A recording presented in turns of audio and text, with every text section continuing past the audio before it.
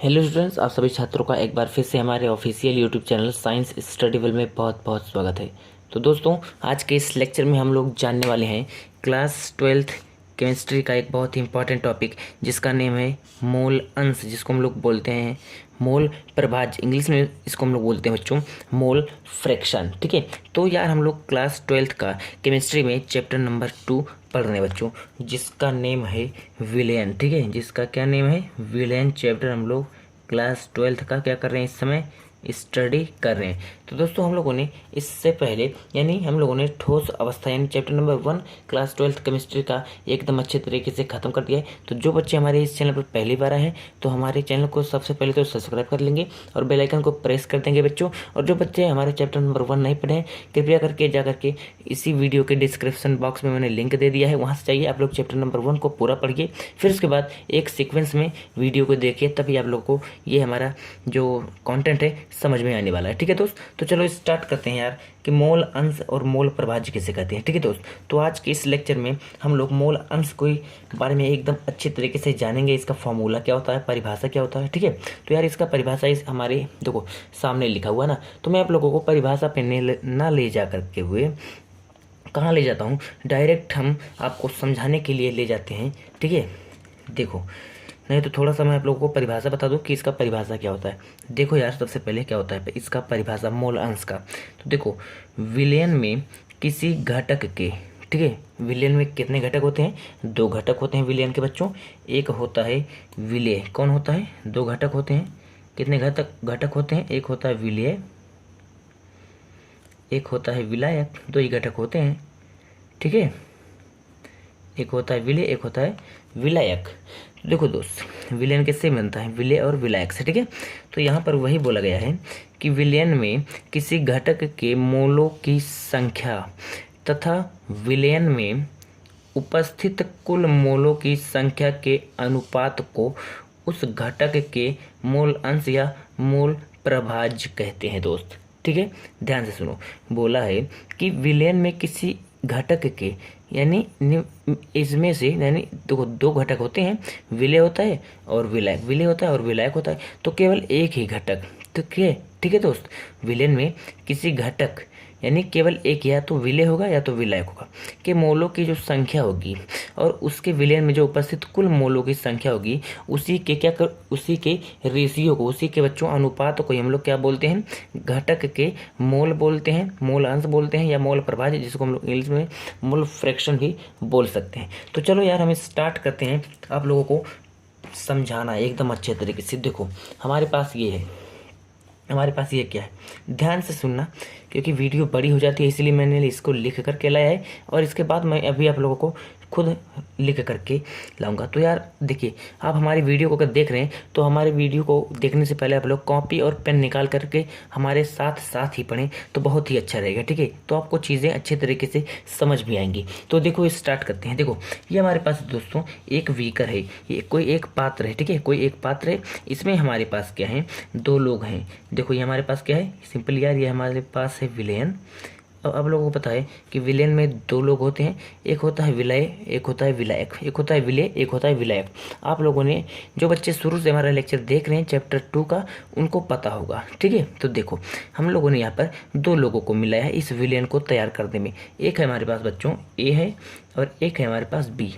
ठीक है, तो यार देखो हम लोग क्या पढ़ रहे हैं, मोल अंश पढ़ रहे हैं। क्या पढ़ रहे हैं, मोल अंश पढ़ रहे हैं। तो इससे ही आप लोगों को पता चल जाना चाहिए कि मोल अंश किससे हम लोग बोलेंगे।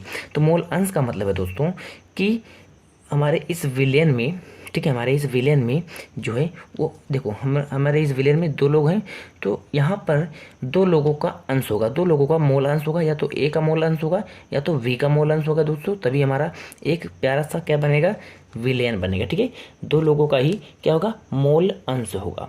तो देखो सपोज यार हमारे पास देखो, हमारे पास 2 लोग हैं, एक ए है और एक बी है, तभी हमारा मिल करके क्या तैयार हुआ है, विलयन तैयार हुआ है। तो यहाँ से देखो, यहाँ से अगर मैं आप लोगों से पूछूं एक बात कि अगर हम लोग देखें ए के मोल, अगर हम लोग देखें विलयन में ए के मोल कितने हैं, तो सिंपली ए है हमारे पास, तो एन ए। ठीक है, मोल को हम लोग एन ए से दर्शाते हैं। यहाँ पे हमारे पास देखो एन ए के मोल हमारे इस विलयन में ए के कुल कितने मोल हैं। तो यहाँ पर देखो हम लोग दर्शाए हैं Na से, ठीक है, स्मॉल लेटर का n और कैपिटल लेटर का a, क्योंकि ए हमारा क्या है कैपिटल लेटर का, इसमें 2 घटक हैं विलेन के, ठीक है, एक a है और एक b है। अब इसी प्रकार से दूसरा घटक हमारे पास है b। तो अगर हम लोग देखें b का मोल कितने हैं हमारे इस विलेन में, ठीक है, तो देखो यहाँ से होगा हमारे पास NB, ठीक है मेरे भाई, NB हो जाएगा। अब देखो, अब इसी प्रकार से अगर हम आपसे पूछें कि विलेन के कुल मोल, ठीक है मेरे भाई, किसका, विलेन के कुल मोल कितने हैं, यानी विलेन के कुल मोल इसमें कितने हैं। तो यार हमारे पास विलेन में 2 ही लोग हैं, एक ए है और एक बी है। तो हमारे पास क्या होगा, विलेन के जो कुल मोल होंगे वो हमारे पास होंगे Na, ए के मोल और बी के मोल के बराबर, ठीक है। तो यानी Na प्लस NB हमारा क्या हो जाएगा, विलेन का मोल हो जाएगा, ठीक है मेरे भाई। अगर इतनी बात क्लियर है तो चलो आगे देखो। अब आगे हमारे पास है Na प्लस NB यानी मोल, Na प्लस NB यानी विलेन के मोल, यानी Na प्लस NB हमारा क्या बच्चों, विलेन है, विलेन के कुल मोल है। तो देखो मोल विलेन में Na प्लस NB मोल विलेन में अगर हम पूछें आपसे कि A कितना है, यानी अगर देखो हमारा विलेन कितना है दोस्त, हमारा विलेन का अगर मोल देखें, विलेन का मोल हमारे पास है, इसका मोल, तो इसका मोल हमारे पास है Na प्लस NB, ठीक है। अगर यहाँ से पूछें, तो अगर हम आपसे पूछें यहाँ से कि A का मोल कितना है, यहाँ से देखो Na प्लस NB ये हमारा विलेन है। इस विलेन में अगर हम आपसे पूछें कि हमारे पास A का यानी इसका कितना मोल है, देखो मोल में A कितना है, तो Na जो है किसके बराबर है, A जो है हमारा Na के बराबर है ना, बराबर, यानी A जो है वह किसके बराबर है, Na के। देखो यहाँ पर लिखा हुआ है जो A है किसके बराबर है, Na के बराबर है। इसी प्रकार से अगर हम आपसे पूछें कि एक मोल विलेन में, अभी तो हम लोगों ने देखा Na प्लस Na मोल विलेन में, अब हम आपसे पूछें कि एक मोल विलेन में A कितना है, तो सिंपली यार मैं आप लोगों को एक ट्रिक बता दूं।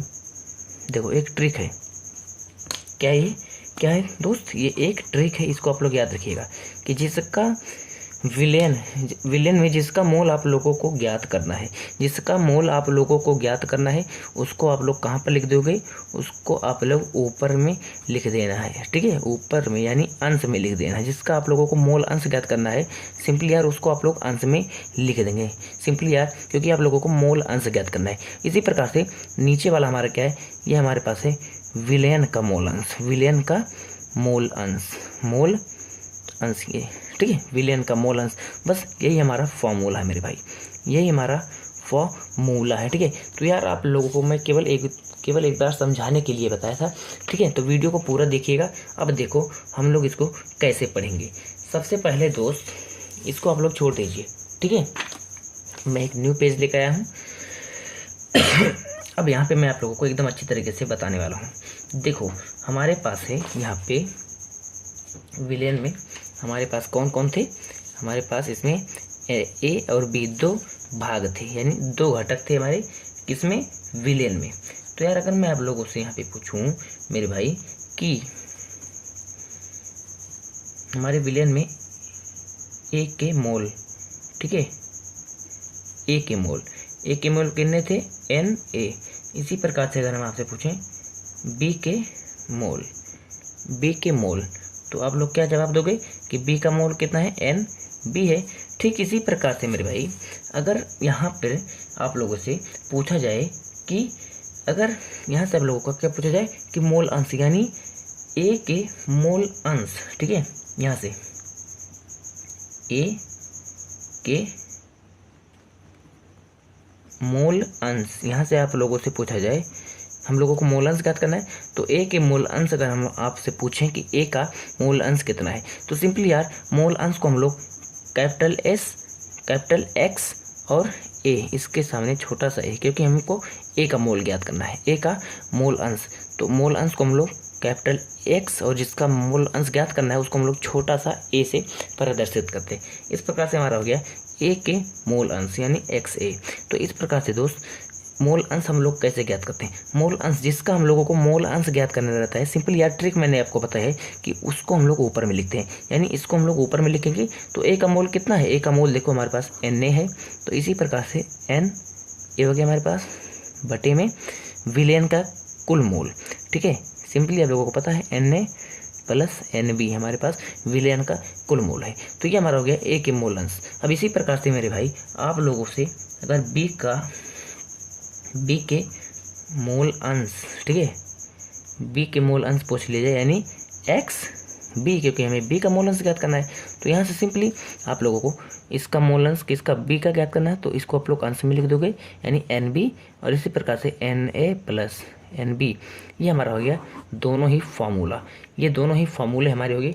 इस प्रकार से आप लोग इस पर न्यूमेरिकल्स को भी लगा सकते हैं। ठीक है, अब मैं आप लोगों को एक बहुत ही यहाँ पे इम्पॉर्टेंट बात ये बताने वाला हूँ मेरे भाई, कि यहाँ पर देखो, अगर हम लोग A के मोल अंश को और B के मोल अंश को यानी XA और XB को अगर हम लोग यहाँ पर क्या कर दें, जोड़ दें आपस में, यानी XA प्लस XB, इन दोनों को जोड़ दें तो हमारा क्या होगा, ये तो हमारा क्या हो गया दोस्तों, ये हमारा फॉर्मूला हो गया।